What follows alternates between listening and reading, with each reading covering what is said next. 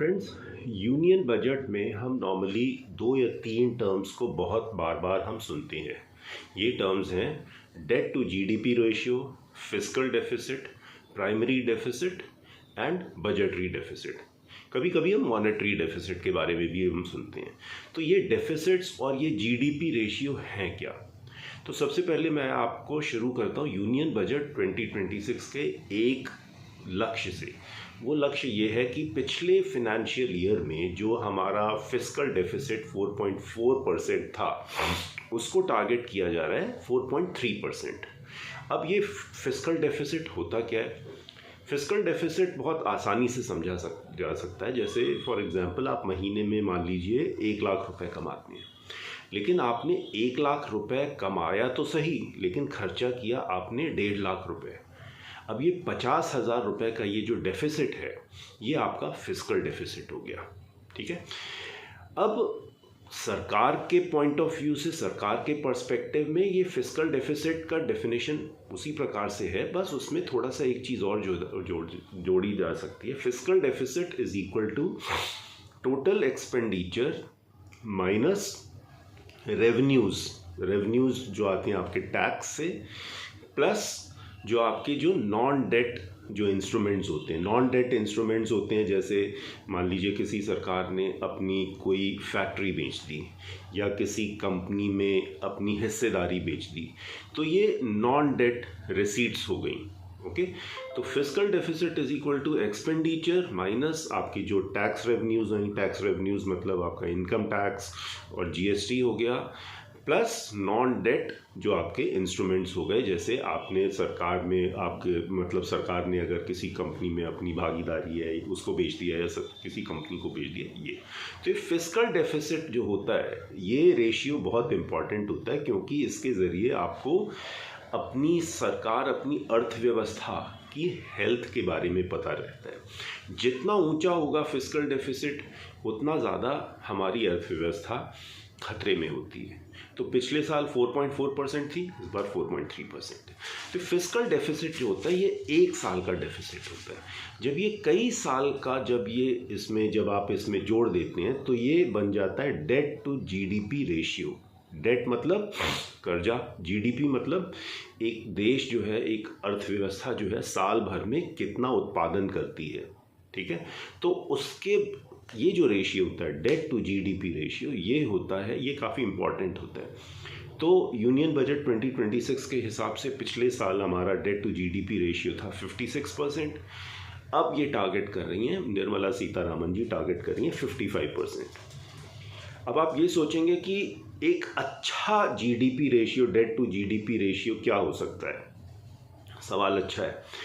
Generally अर्थशास्त्री ये कहते हैं, इकोनॉमिस्ट ये कहते हैं कि जो डेवलप्ड इकोनॉमीज़ होती हैं, जैसे यूएस, यूके, कनाडा, ये सब, इनके जो डेट जीडीपी रेशियो जो हैं, अगर ये 50 से 60% के आसपास हैं, दोज आर गुड।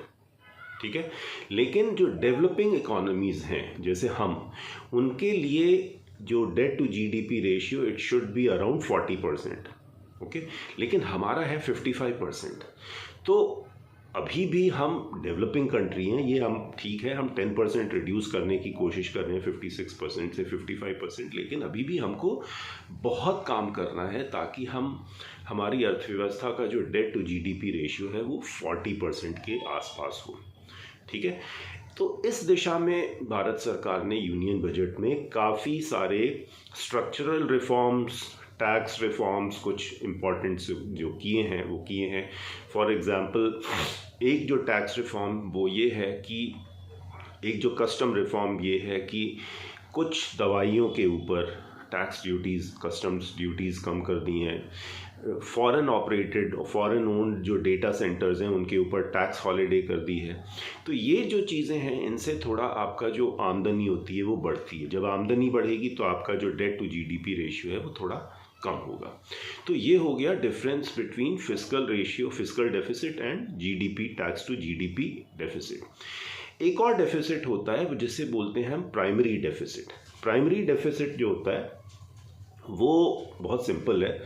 जितना आपकी आमदनी हुई और जितना आपने खर्चा किया, इन दोनों के बीच में जो डिफरेंस है वो है प्राइमरी डेफिसिट। लेकिन ये याद रखने की ज़रूरत बहुत ज़्यादा है कि हमारे लिए किसी भी सरकार के लिए प्राइमरी डेफिसिट जो होते हैं गोल्स वो बहुत इंपॉर्टेंट होते हैं, क्योंकि प्राइमरी डेफिसिट के आधार पर विदेशी बैंक, विदेशी कंपनीज, विदेशी सरकारें हमारे यहाँ इन्वेस्ट करने का मन बनाती हैं। जितना ज़्यादा प्राइमरी डेफिसिट होगा उतनी ख़तरनाक या उतनी रिस्की आपकी अर्थव्यवस्था होगी। सो फॉर्चुनेटली हमारा जो फिस्कल डेफिसिट है वो मैनेजेबल है।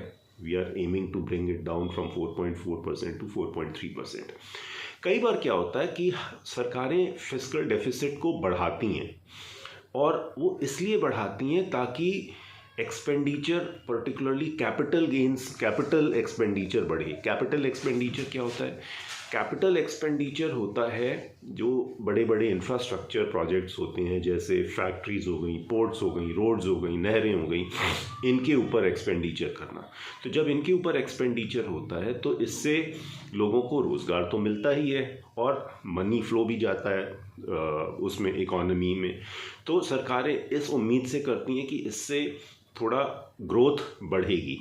लेकिन अगर आपकी अर्थव्यवस्था में अगर वो शक्ति नहीं है कि आप इस ग्रोथ को कैपिटलाइज कर पाएँ, तो ये बस वो डेफिसिट बढ़ता ही जाएगा। तो for economist and governments it is always a risky proposition to balance expenditure, managing expenditure and managing fiscal deficit. ठीक है, एक और डेफिसिट होता है जो कभी कभी यूज़ होता है, वो होता है मॉनेटरी डेफिसिट। ठीक है, मॉनेटरी डेफिसिट क्या होता है? मॉनेटरी डेफिसिट मतलब जैसे सरकार की आमदनी हुई 100 रुपये, खर्चा किया उसने 125 रुपये, अब बाकी 25 रुपये कहाँ से आएंगे? तो 25 रुपये जो आपका सेंट्रल बैंक होता है, जो RBI होता है, वो स्टेप इन करता है, और जो सरकार के जो बॉन्ड्स होते हैं, गवर्नमेंट बॉन्ड्स होते हैं, वो उनको खरीदता है। और वो खरीदने से क्या होता है, जो सरकार की जो डेफिसिट होती है, रेवेन्यू डेफिसिट जो होती है, वो प्लग इन होती है। तो जो 25 रुपये जो बचा वो RBI अंदर आया और उसने जो 25 रुपये के जो गवर्नमेंट बोरोइंग थी, गवर्नमेंट लोन्स थे, वो खरीद लिए। लेकिन इससे ये होता है कि जब ज़्यादा पैसा इकोनॉमी में जब सर्कुलेट होता है तो उससे इन्फ्लेशन का डर रहता है, इन्फ्लेशन का रिस्क रहता है। इन्फ्लेशन मतलब चीज़ों के दाम बढ़ जाते हैं। जब ज़्यादा रुपया होगा, ज़्यादा पैसा आएगा तो इन्फ्लेशन बढ़ेगा, चीज़ों की महंगाई होगी। इसलिए आमतौर से reserve bank of India monetary support, monetary interventions करने से बचता है। तो ये 3-4 चीज़ें आपको समझनी चाहिए: fiscal deficit, monetary deficit, budgetary deficit मतलब बजट में आपने जो प्रॉमिस किया और आपने खर्चा किया, दोनों के बीच में जो डिफरेंस है वो बजटरी डेफिसिट, और ये आपका फिस्कल डेफिसिट। पांचवी चीज़ जो हमने डिस्कस की वो थी डेट टू GDP रेशियो, जो बहुत एक इम्पॉर्टेंट क्रिटिकल एक रेशियो होता है, इकोनॉमिक रेशियो होता है हमारे लिए, जो जज करता है कि हमारी अर्थव्यवस्था कितनी स्ट्रॉन्ग है। जो डेट टू GDP रेशियो होता है, ये कई सालों का जो कर्जा होता है उसका एक अक्यूमुलेटेड फॉर्म होता है, जबकि फिस्कल डेफिसिट जो होता है वो 1 साल में आपका जो डेफिसिट होता है वो होता है। तो उम्मीद करता हूँ आपको ये चीज़ें समझ में आएंगी। बजट में क्या क्या चीज़ें होती हैं, क्या डेफिसिट्स होते हैं, बजट का उद्देश्य क्या होता है, और ये जो डेफिसिट्स होते हैं ये क्या होते हैं। So if you like this video, please subscribe to this channel and let me know if you got any doubts। मैं बिल्कुल उनको सॉल्व करने की कोशिश करूँगा। नमस्ते।